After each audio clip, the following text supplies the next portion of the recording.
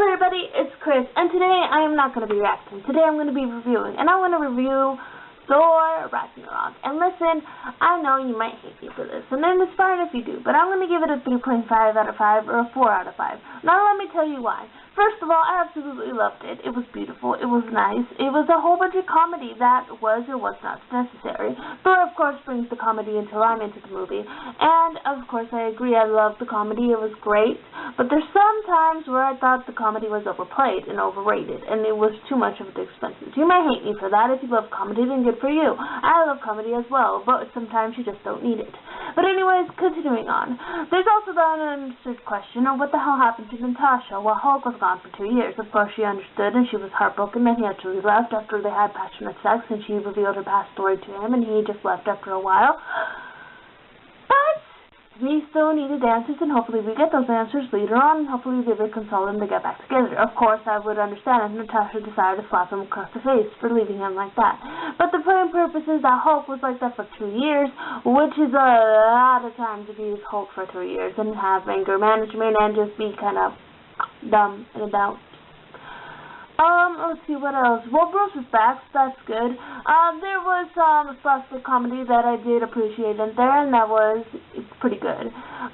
Let's see, what else is there? Loki always being Loki as himself, which was nice, except he did change his tune a little bit towards the end, and there was an unanswered question of how he escaped from the all-devoured fires of doom. So, did I not have a warning? Yes, warnings, there's spoilers, which you should know by now if I am reviewing this. And you stayed for your own pleasurable torture delights. Now, continuing on to what I was saying. I'm pretty well sure that Loki used that cube thing to get out of there, so I'm not really that upset for not having that scene. Some scenes are needed, some are not.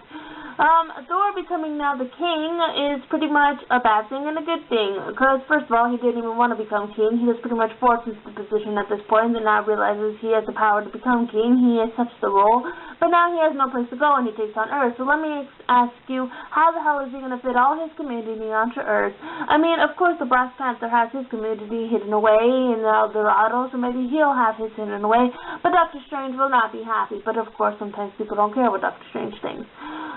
Continuing on again with everything that happened, his hammer is gone, which is a big deal, because Thor's hammer is one of the foundations of his costume and is needed, but now we know that he has the damn power instead of his eye sockets, instead of his veins that help him control it. Then there's practically his sister, who dies a horrible death. But then again, what can you admit, because she was just having a tantrum, which is a deadly tantrum. Another thing that did not freaking make sense to me is the timeline and the time period. If it took Loki 2 weeks to get there, and then another 2 weeks, it would take him approximately 4 weeks to get there in the dimensions. Unless there's some time works in physics and not understanding, she should have possibly abolished everybody and taking control. But when we see her, when Thor comes back to fight her, she has nothing of control. She's only killed a bunch of people, and the rest of the people are still living there, while another half is off and safe. Which, I'm thinking, how the hell those people are still there, and what happened to the guy that decided to give them information. But you know what, that's another thing. And she also kicked down doors that were supposed to be enchanted for some reason, so there was that. And then, you might hate me for this, and maybe you like me for this. I've been saying that a lot, but it's the damn truth. When the guy who was a traitor became a good guy in the end, the way he died was funny. I laughed. I'm not even going to sugarcoat it. I laughed. Because his position, the way he was falling, was just too funny for me to not laugh at. Yes, he died. I know, that's bad. And I'm not laughing at his death. I'm laughing at the position and posture in which he fell into his death after being stabbed. So yeah. And then when everything is perfectly fine, they're going to go back to Earth, and then we have the after credits. If you didn't stay for the after credits, then shame on you.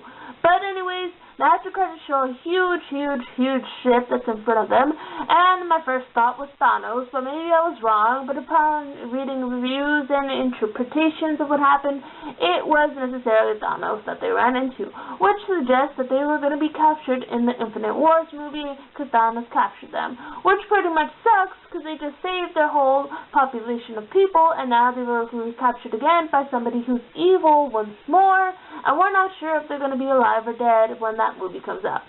So that's my take on that, and that was a 3.5 or 4 out of 5. I'm undecisive on that.